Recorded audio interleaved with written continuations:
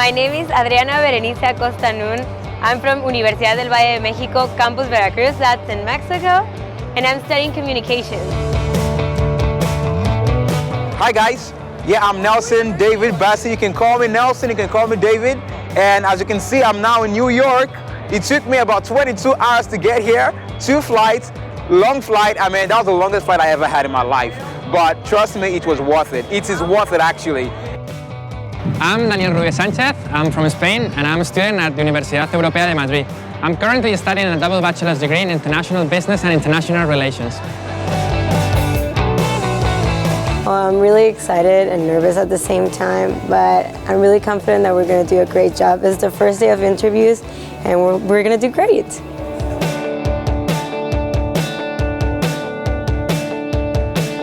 Well, today is the first morning of the first day of CGI 2015, and I feel really excited.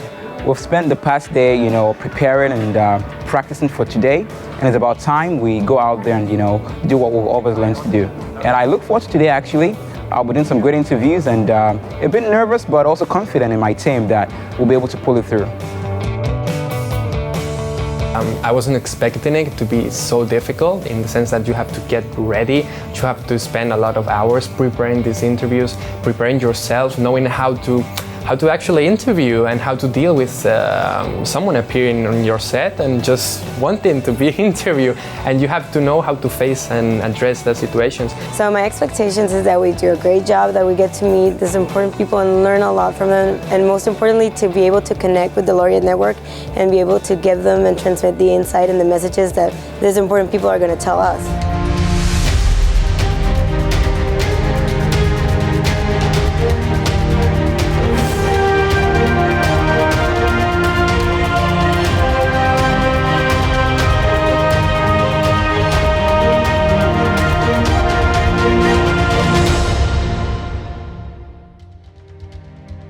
Welcome. This is Voices That Impact the Future, and I'm Daniel Rubio Sanchez. I'm a student at the Universidad Europea de Madrid, and we're all here to bring you the best of the experience that we have had here at CGI 2015. We have been having a wonderful time here interviewing world leaders and watching the best of these plenaries, and you will be able to watch this. Here, I have Nelson and Adriana. Thank you, John. My name is Nelson David Bassi from Inti International University, Malaysia. And I'm Adriana Berenice Acosta Nun from Universidad del Valle de Mexico, Campus Veracruz. And I think I can say that we're really excited and we hope that this will be insightful and inspiring for you as much as it has been for us. We're really here for you. Please enjoy it. This day have met my expectations. I have had such a wonderful opportunity to meet world leaders, businesswomen, and people from the US government and the administration of the President Bill Clinton. It has been a wonderful experience and a great opportunity to improve my personal skills and my competences. You have been working to give a platform to particularly women in China, to help women and girls raise our voices in your country, and you were one of the hosts of the Fourth World Conference on Women in Beijing 20 years ago, which is an important milestone in my family because of the speech that my mom gave there declaring that women's rights are human rights and human rights are women's rights, which shouldn't have been controversial then and should be even less controversial now, but is hardly sort of accepted as a philosophy really anywhere in the world. Could you talk a little bit about kind of what progress you've seen in China for girls and women and also around the world, but what more you think we need to be doing, particularly with the focus on girls and children? Well, first of all, it's a great privilege to be here and with our distinguished fellow panelists. Yes, 20 years ago, I was studying at School of International and Public Affairs at Columbia University in New York City. And one night I got this call, so you have to come back and host the opening ceremony of the most important conference that we have ever hosted, and that's the UN Conference on Women. But also at that time, I also heard people talking about, why women's conference? Why all these tens of thousands of women coming here for? Aren't women equal enough? But then after 20 years, you do see a much higher public awareness of the importance of the empowerment of girls and women. women are having much more equal opportunities and access to education. About 1/3 of business owners in China are now women. And Jack Ma of Alibaba told me half of the startup businesses on the internet in Alibaba are women. And the default rate of women borrowers is only 1/4 of that of men. No offense.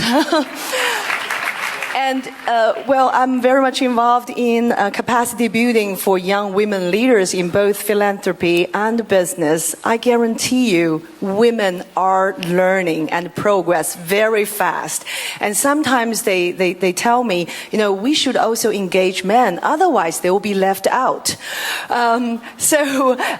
With Her Village, which is a multimedia community for women, we want to engage more men and boys into this, because I think within the last 20 years we have realized the empowerment of men is not in the past 20 years we have realized the empowerment of women is not just the right thing to do, but also the smartest thing to do, because they generate economic growth and social progress. What we have also realized is that the empowerment of women and girls are not only good for women and girls, but also for the whole society, for men and boys too. So that's why we are engaging the men's business communities into this whole initiative, and so that we can share and learn together. And also at the same time, we offer capacity building workshops for young women. We have tours here in the United States and elsewhere in the world to learn how to start up their business, how to have the proper mindset and skill set so that they can make bigger successes. So we take a lot of pride in this, and hope to partner with more public and private sectors to make the course moving ahead.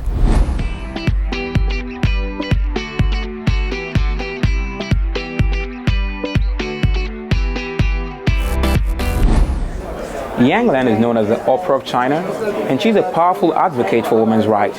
She spoke to us about what success meant to her, so let's get right into her interview. Someone inspire you to actually pursue this, or was an event in your life that actually led you to this? Well, while I was studying here at Columbia University, after 4 years on television, I pursued my studies in international affairs and journalism. At that time, Walter Cronkite, Dan Rather, Barbara Walters, Peter Daniels, they were all very big names in media. And I think that was the 90s. The 90s was like a golden time for television. So actually, after my studies here, I went back and created the first and so far the longest on-air show on international personalities interview. Amazing. It's called Yang Lan One-on-One. I have interviewed more than 1,000 global leaders on that show and reach hundreds of millions of audience. Wow, you have said you had a lot of references for studying journalism. How do you think you, being so successful, have helped other students, female students especially, to pursue a career and be as successful as you have been in business? Well, thank you. It's very kind of you to say that I'm successful. I define success as the will and also the capability to live up to your dreams, not try to copy others or to live up to some other people's expectations of you. So I think my message to young women and men is that take a risk. Be yourself, follow your heart, especially in your 20s, because you can afford to lose. You have nothing to lose, right? And also always try out. Test your limit, reach out of the comfort zone, and reach out to a bigger world. About the importance about preserving our culture through storytelling? Yeah, I think storytelling is very important, and of course it is fun. Like everyone loves story and everyone has their own personal stories, but especially the story that I tell are the traditional stories which conveys the message of peace, diversity and tolerance. It's a very powerful tool, and whenever I thought about that, we'll think about policies and all this. When I thought about story, a very powerful tool to actually bring people together, to resolve conflicts and also to preserve the culture of a people. But then I want to know, how did you get started in this? What is your own story? My story? I think I have been telling to my friends as well that my parents didn't finish primary school. So they were not confident enough to read stories to me or like books to me, and it's people are not aware that they have to read. But I grew up with oral storytelling from my parents at night because of they're not aware that they have to read to me. They just tell me stories before I go to bed. The stories about how to become a better girl in the future, a better woman in the future, and how to help the others. Those stories, and I was really inspired by the stories that I have heard. Then I started to use stories in my teachings and the teacher trainings because the stories are used for literacy development, and they're very, very powerful to use in teaching as well. Last year, we started an initiative called Third Story Project because, as I was telling you that we've been having conflicts in our country, then we came up with an idea called Third Story, because every conflict, in every conflict, there are always two sides. Sure. And people forget to think from different perspective, like from third perspective. What about if we are looking for third perspective? There's going to be a better way. We should be very creative and find the alternative to solve the problem. So that's the aim of our project. And we started to produce story books, picture books for the children in the country. And from last year until now, we have distributed 80,000 picture books for the children from Myanmar. Wow. This year we had student correspondents at Laureate universities worldwide. Now let's hear from Robin Kim in South Africa.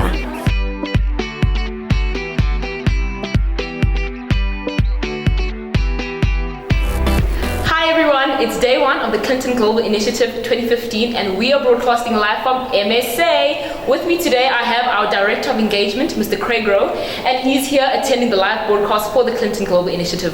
Mr. Rowe, I just want to know what goals or what future goals do you think our students will have after attending such a broadcast?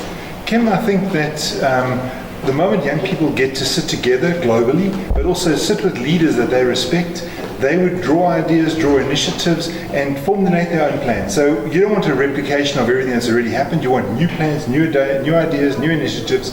And I think our young people, by sitting around together globally and talking and engaging with all their strengths and all their abilities together, will formulate new goals, new ideas, and be part of the whole global change that's happening in the world right now, and be part of the new initiative to eradicate extreme poverty by 2030. Wow. If that doesn't motivate you enough, the Clinton Global Initiative sure will. Please tune in, #Clinton Global Initiative 2015.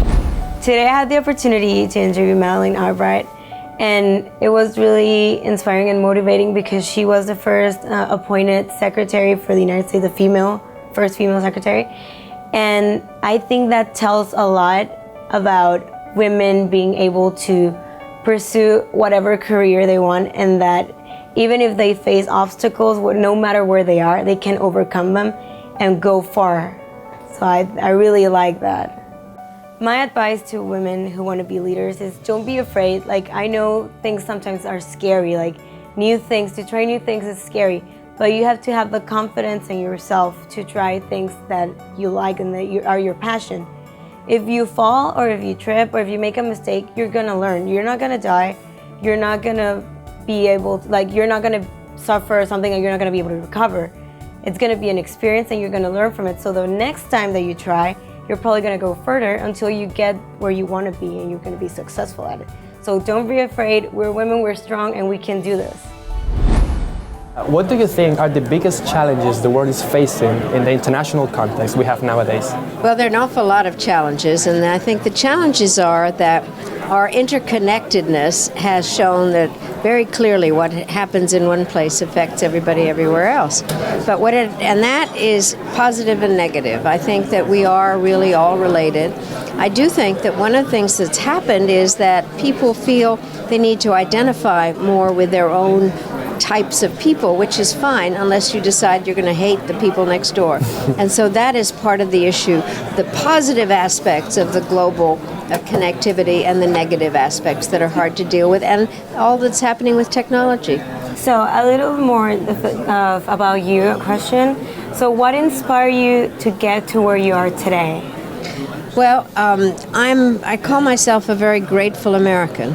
I was born in Czechoslovakia. We came to the United States and did become refugees. And my father was a Czechoslovak diplomat who didn't want to work for the communists. And this country was very generous to us. And so I describe myself as a grateful American, and I try very hard to give back. You have just talked about refugees, and it's been a real problem in Europe and all around the world. How do you think states or international organizations should face this challenge?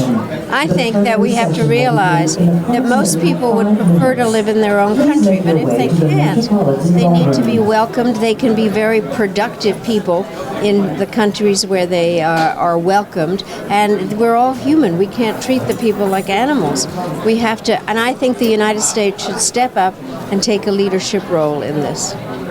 So do you believe it is like a world's duty to be brotherhood and sisterhood like to our fellow people in the world? I totally do. I think that it is a common issue, and it could happen to any one of us. And I think that we have to recognize that we're all the same. We don't want to be drowning. We don't want to be hungry. We don't want to be treated with no respect. And I think we have to put ourselves into the shoes of those that are trying to have a decent life. We have the great honor of having here former Prime Minister of Australia, Julia Gillard. We talked with her about how education can help a country being more equal. Let's hear what she has to say. Thank you. Ms. Gillard, you've had a remarkable political career. And after office, you went into education. Of all things you could do, why education? Well, really, education's been the theme across my life. It's really the backbone of my political career too. I'm a migrant to Australia, and having migrated there, I was very conscious as a child growing up. My life was very different from my father's or my mother's. They grew up in Wales. Both of them were denied quality schooling. My father left school at 14. So I actually went to university understanding that education made a real difference to someone's life.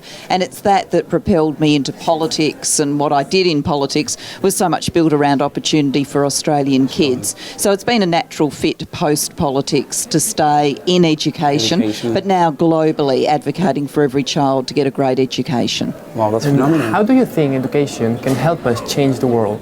Well, I think it's the foundation stone. I mean, we're here in New York with motorcades crisscrossing the streets, going in and out of UN meetings. You know, we've had the privilege of seeing the Pope here. But when it all comes together, it's been about the world endorsing a new set of global goals. And when you look at all of those global goals, the health goals, the environmental goals, all of them, ultimately they're not achievable without education. It's education that's going to be the foundation stone for individual empowerment, for the exercise of individual rights, for democracy building, peace building, as well as building real economies so people can get ahead and lead lives of prosperity. And you know, you earlier mentioned about your family. I think you're really connected to your family. Have anyone, or apart from your family itself, have they really helped you? How did they help you become, the Prime Minister? I think you develop, the most deep-seated of your values in your family home. And for me, that was a set of values about opportunity in education, but it was also a set of values about respect and dealing with people decently. And I think all of that got in my head, ways of working and ways of thinking about things that meant when I went to university and first got involved in campaigning for better access to education, I found that I was hooked and realised that if you do get active and raise your voice, you can make a difference. Julia's Gillard position on education really fits with mine, because she has very clear that education is just a way to transform the world. Doesn't have any final purpose, in the sense that education is important just because it's education. She knows that it's a way to transform the world, and it's a tool for that. And if you, for example, get people from developing countries really educated, you get them opportunities, education is an opportunity, you can change the world. And she thinks that, and I think that too. And the fact that she has that very clear, it's very important, because political leaders all around the world have to really know that there is a need for the world to change and to get more equal, and for people to have the same opportunities. And if they really think that education is a tool, I think that we are on a good position to start working for that. And I think that Julia Gillard does have that position and that idea very clear. and I'm really happy she does, and I hope other Minister of Education all around the world, even though she was in Australia, really have that very clear, because if they do, we will be able to change what needs to be changed all around the world.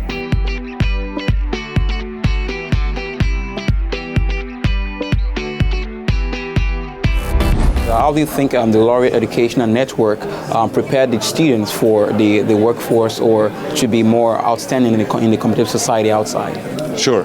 We not only teach technical skills, we also teach survival skills in many respects. The world we live in is a global village right now. So just by the mere fact that you're educated by a global faculty gives you perspective on how the world is outside your country. So having a faculty member from England or from the Netherlands or the United States gives you a different perspective just by interacting with them. Que los muchachos que tienen la oportunidad de ver una transmisión en vivo de Laureate Live puedan escuchar a líderes que traen ideas y comunican ideas innovadoras y vanguardistas, pues obviamente sirve para que ellos funjan como ejemplo de vida para estos muchachos y para que tengan un horizonte muy amplio en sus tomas de decisiones. And now let's hear from Queen in South Africa.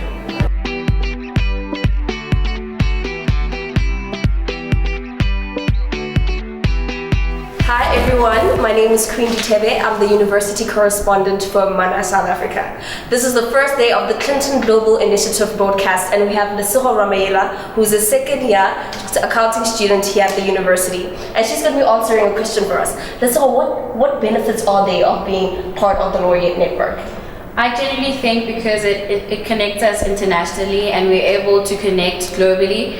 It's not about the degree nationally, but we are able to use our degree to travel the world, to do whatever we want to do, and it just connects us. It's all about connections. It's all about connections, and I think the Laureate broadcast is connecting all the Laureate universities around the world, and we're very excited. Remember to hashtag CGI 2015. It's Queen signing out.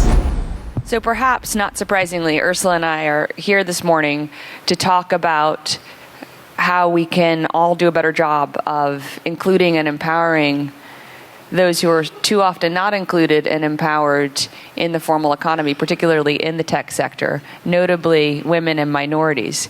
Ursula and I were talking backstage, this is not the first time that we've shared a stage together or the first conversation that we've had on this issue.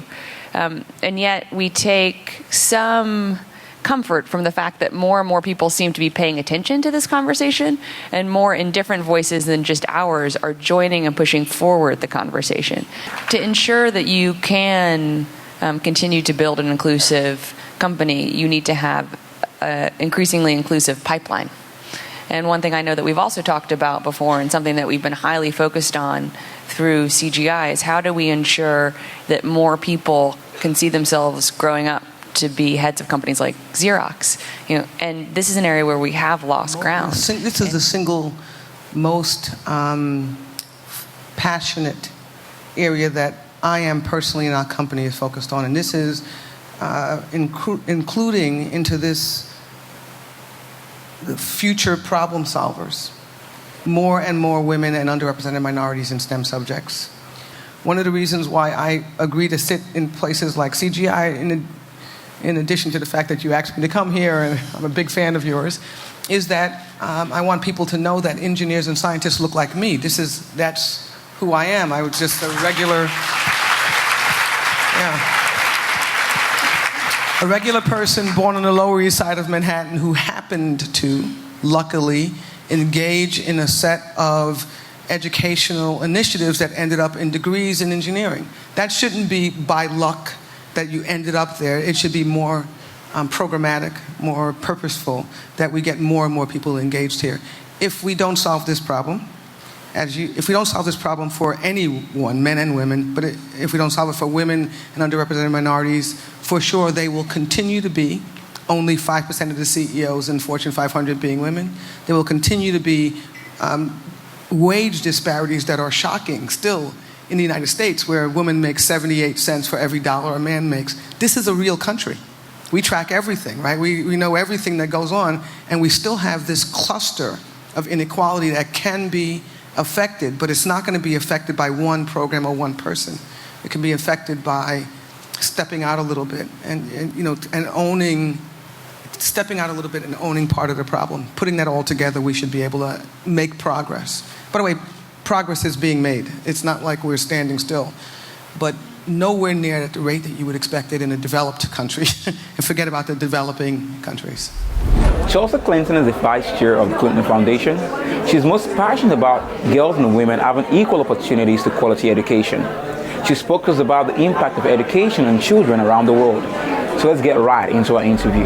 We're here with Chelsea Clinton. She's the vice chair of the Clinton Foundation, and we're very happy we're here with you. Thank you, Daniel. I'm so happy to be here with you and with you, Nelson. So thank you so much for taking the time to talk to me today. We've been seeing a lot of plenary sessions here about different topics that we cover education, business, environment. Which one do you think is the most important one? Oh, well, I don't think we have, admittedly, the ability to rank. I think we have to care about everything.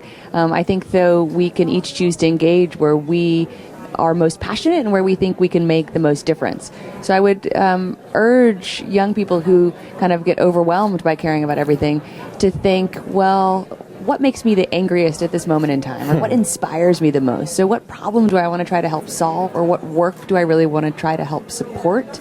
But I think we have to care about everything because we don't have any time to waste. Oh, absolutely, that's true. And talking about your passion and inspiration, you've been an inspiration to many students out there in the world and having accomplished so much. I'd like to ask, what do you think has been your most proud accomplishment? What are you most proud of yet? Definitely being a mother. Wow. I'm so grateful to be my daughter Charlotte's mom. She just turned 1 on Saturday. We were talking about that before we went on air. And so I just couldn't imagine any greater gift, but also any greater charge than to be her mom. And also to work as hard as I can for the world that I want her to be able to grow up in. And I know I said this on stage, but I believe it so strongly. Like, I didn't know I could care more passionately and more intensely about the work I was doing already until I became a mom, and somehow that greater sense of responsibility and investment in the future. And I find that particularly true for issues relating to girls and women's rights and opportunities. While you speak about that, it might sound a bit daunting to most of our students, feel like this is a huge problem and we can't do anything. But if we bring it back home, how can students today watching, how can they be part of this, change to make education accessible for everyone? I think it depends on where students are. Right? And I think we all have to have the humility to recognize, we each know our own environments best and other people know their own environments best. So I think it depends on where students are living and where they're from, because there's then credibility and opportunity with both of those identities, right? Where you find yourself, you have a real claim on kind of being an involved citizen because you're living there. You're choosing to spend time, energy, money in that place, or where you're from, right? That's your home. Like, you have a real identity. It's probably where your passport is from. And you absolutely have then kind of the opportunity, and I would also argue responsibility, to engage there. And I think that big problems are often just lots of smaller problems that should be broken down and solved. So for students, kind of whether it's campaigning against child labor, because child labor is still legal in some countries, right? So getting the laws on the books and then helping hold governments accountable for enforcing those laws. That's what Kailash was talking about yesterday from India. India now has banned child labor, but it's still often not enforced by police departments and the local courts. So getting the laws in place, holding governments accountable for enforcing those laws, but also doing things like partnering with, whether it's Pencils of Promise or Building Tomorrow, organizations that are building schools, that are training teachers, that are providing salary support for those teachers. So it's not just the building of a school, it's a real support for the school into the future. So I think there's so many different ways for people to involve, whether it's on the advocacy side or on the fundraising side or kind of going and becoming a teacher. Right? If that's what kind of students that feel called to do. I mean, truly, access to education and supporting every child having the opportunity to go to school, there's so many ways that we can engage, and I think we all have to engage whenever ways feel right to us, and also where we know we're going to have a real impact. We were talking about getting involved, but how can our students from the Laureate Network get involved with the Clinton Global Initiative? Well, I would say, watch on live stream and see what you really connect with.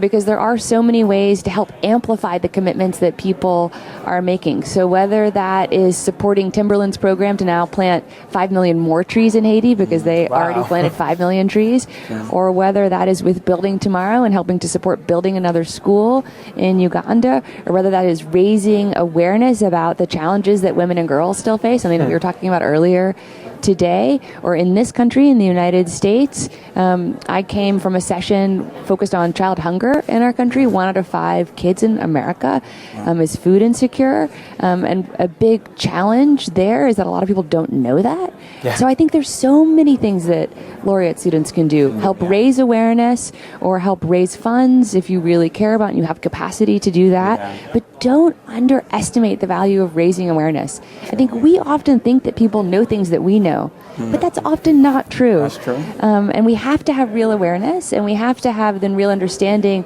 of how best to direct that awareness, whether at our local governments or at the UN or somewhere in between, or to the private sector or to an NGO.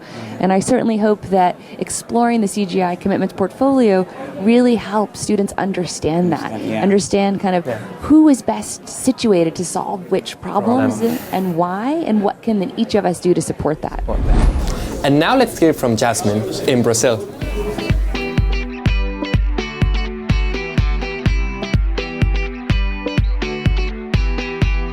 Hi, I'm here with Paula Rodrigues. She's also an international relations student at IBMR, and I want to ask her, why did you attend the CGI broadcast? Well, why not attend? This is an amazing experience. This was not my first time. My first experience was 3 years ago, and since then I realized how important and how enriching this could be to my future career and also to my own improvement. Many of you may know Ted Danson from CSI, but what you don't know is that he's a dedicated environmentalist. We've had the opportunity to interview him and talk about ocean preservation. So let's go to the interview. So we know you started getting interested in oceans and environmental problems around 1980s. So from that point till today, what do you think has happened? Has it improved? Has it gotten worse? And if so, what can be done to change it in a positive way? Great. Okay. So around 1987, fish count started coming down. More and more boats would go out, bringing back fewer and fewer fish.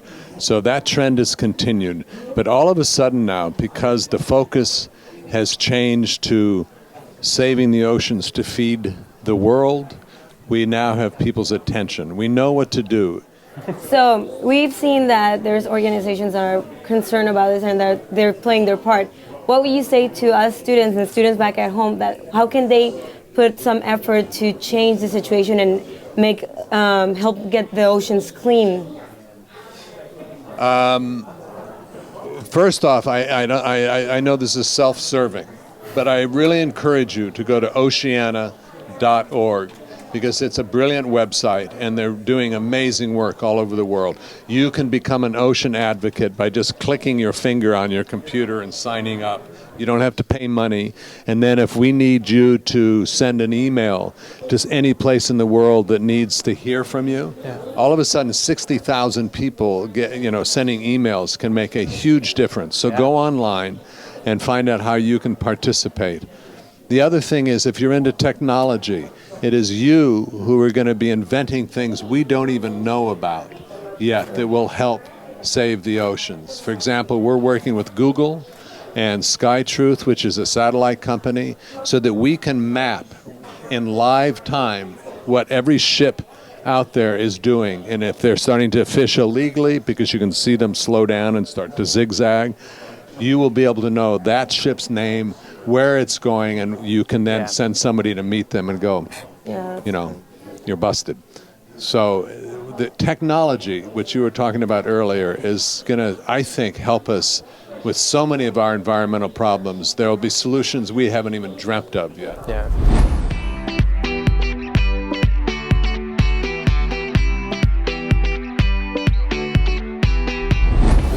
And now let's hear from Andrea in Peru.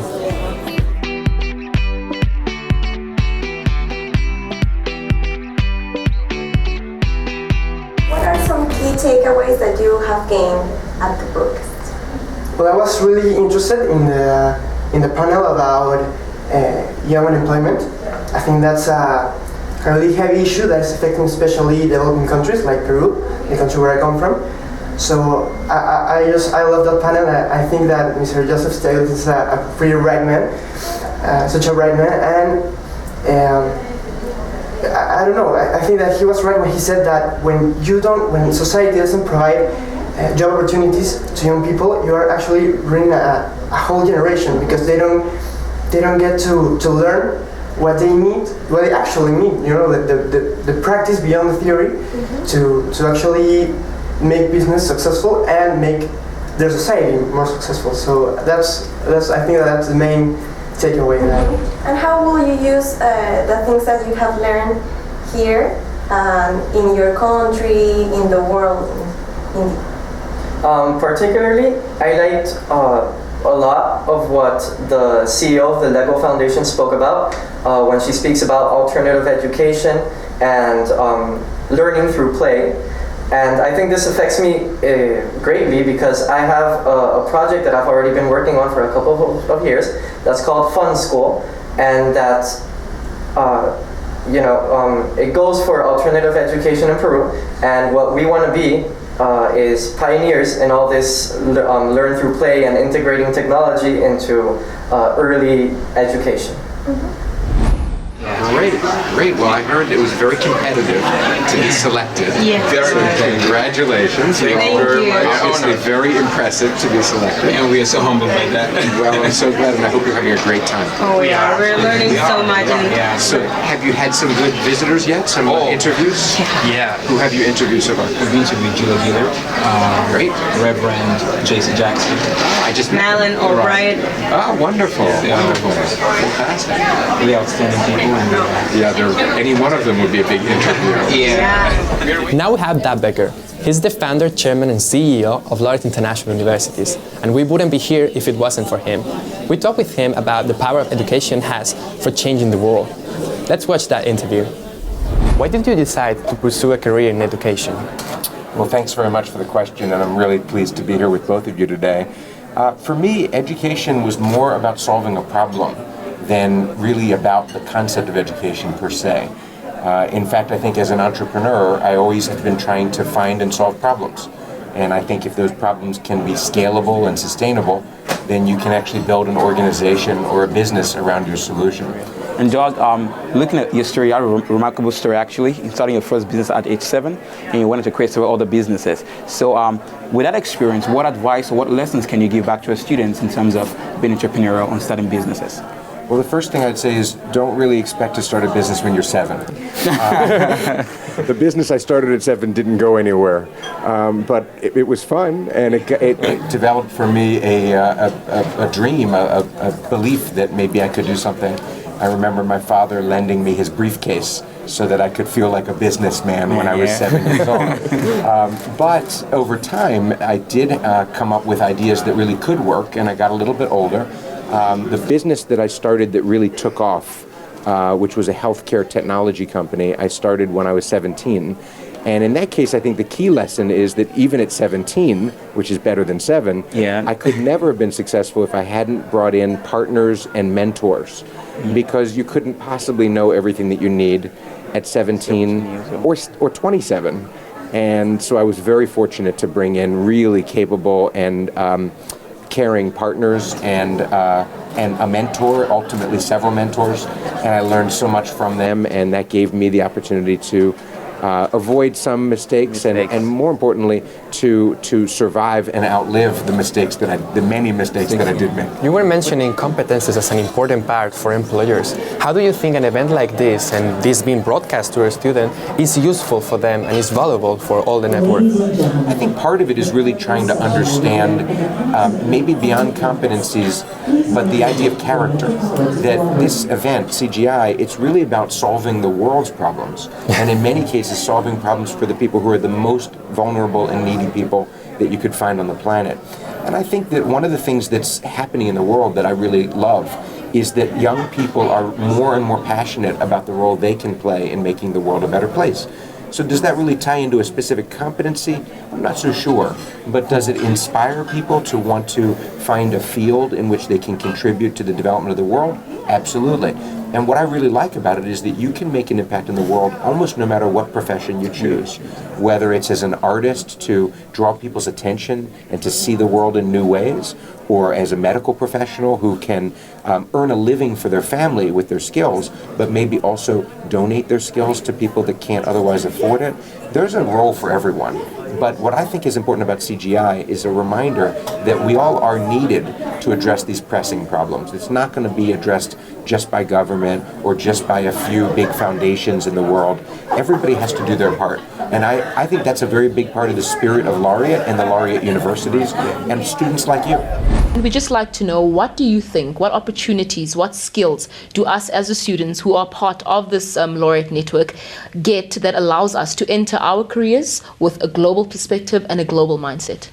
Well, as Monash South Africa students, as Laureate students, I want all of you to be globally minded. I want you to be highly employable and ready for the world of work in the 21st century. I want you to be entrepreneurial, whether it's as social entrepreneurs or business entrepreneurs. I want you to be cutting edge. I want you to be thinking innovatively and out of the box. These are the characteristics that we're looking for in our graduates, in Laureate graduates. This is what you need to be. You need to be globally minded, you need to be prepared, you need to be ready to serve and make a difference in the world, and you're going to make huge contributions and change the world. And when you think globally, the possibilities are endless. Thank you for joining us. Thank you so much. This is Queen Ditebe and Kim Moody. Guys, remember to hashtag CGI 2015. And I enjoyed talking to you, Jesse Jackson, as well. He gave really great quotes, and it really touched my heart, and I could feel his passion from what he was saying, and he's got a passion for equality. He says freedom is not equality. We might be free, but we're not equal, and it's fighting to address that situation, and that's something that actually connected really deeply with me, and I feel that we can all come together and do something about that. And what do you think we have to do to completely address the need of human rights and people being equal in the world?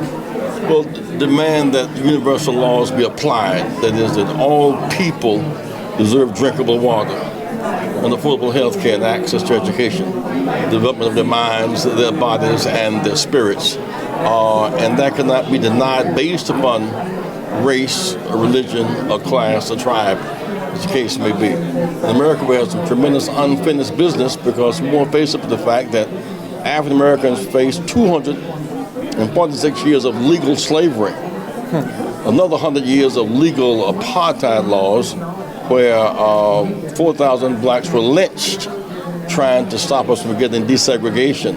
Against that backdrop, while we've made a measure of progress, we're number one in infant mortality, number one in short life expectancy, number one in the first industrial complex, so there's unfinished business, and yet we struggle against the odds, and we're making progress.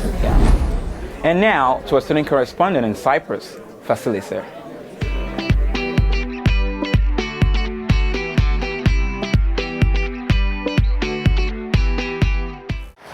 Hello everyone from sunny Cyprus. My name is Vasilisa and I'm really honored to wear this badge and this t-shirt and be one of the Laureate University's correspondent for the CGI 2015. Right now I'm standing here in European University Cyprus, which is a part of the Laureate network. We have about 2 hours before the broadcast. I'm really excited to watch what the global innovators are going to say for us this year and get the insights from the conference in New York. Would you do anything to fight inequality yourself? Yeah, basically I think one of the ways is to give people equal opportunities. So it doesn't matter where you are, basically if you get the same opportunity, especially in education, you can get to go to other places. If you get a good education, you can get a job in another country, and that way it actually makes mobility easy in terms of you can live anywhere as long as you're educated. You can work and live anywhere with your family. You don't have to stay where you were actually born. So education is the most important thing, I think. Let's go to a student correspondent, Stephanie in Brazil now.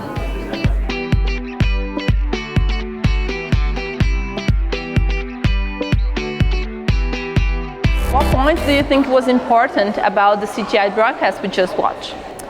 There are many points, but I really enjoyed how they spoke about inequality between sexes. Women get paid much less than men, and this is just wrong. I don't know how you can change that, but it's just really, really wrong. You need to change that immediately. They put out some ideas, but I don't know if they were really feasible at this moment in time, but I really enjoyed it. It was nice. What opportunities do Laureate students have that other students don't have? I think that the main thing is that we live the internationality every day in our lives at Laureate. We have students exchanging, we have visiting faculty, we have all the forums and online events, and we also have the sharing of best practices in teaching and learning across the network. I think this is the main difference. And even if the student does not have the opportunity to go abroad and to do some time outside the country, we can bring the globe to the students in our own institutions, like, for example, in the CGI event and other events. What benefits does a student like us and students back at home get from being a part of a new Laureate International University's network? Well, Adriana, as you and I were talking about earlier from your own experience, being at UVM in Mexico and taking a global business certificate at Walden, there are really tremendous opportunities to study abroad, have exchange programs, develop a real sense for all of our students of how connected they are to the globe. Not just in their local markets, while that's incredibly important in terms of understanding about economic issues and public issues, but also having a broad sense of global mindedness and what it means in the 21st century to be a global citizen. And I think Laureate creates an incredible way for all of our students to gain a better sense of that. And how do you think that opportunities and that exposure to international perspective is helpful for their career? Well, I think that business leaders and employers today are looking for people to come in and work for their companies, their organizations, their agencies, who have a sense of the broader world and have a sense of how issues impact the world in a cross-border way and have an appreciation for other cultures, because all of us are connected globally. All of our economies are very much interconnected, and so having that understanding by virtue of coming out of a network of global universities, I think gives our students a leg up and a real advantage as they enter the workforce. We really hope you have enjoyed this broadcast as much as we have enjoyed being here for you, because everything we have done, this broadcast, the interviews, streaming the plenary session, was for you. It has been an honor to be able to represent you students and our network here at CGI. Thank you so much. It was a great pleasure, and I hope that you've enjoyed this session as much as we have. We were all here for you, but your role in this is really important. Please, do not forget to keep in contact with us in social media with Laureate Connect. And we really hope that this event and this broadcast is useful for you to keep changing and to keep engaging with your community. Because you are the future of impact.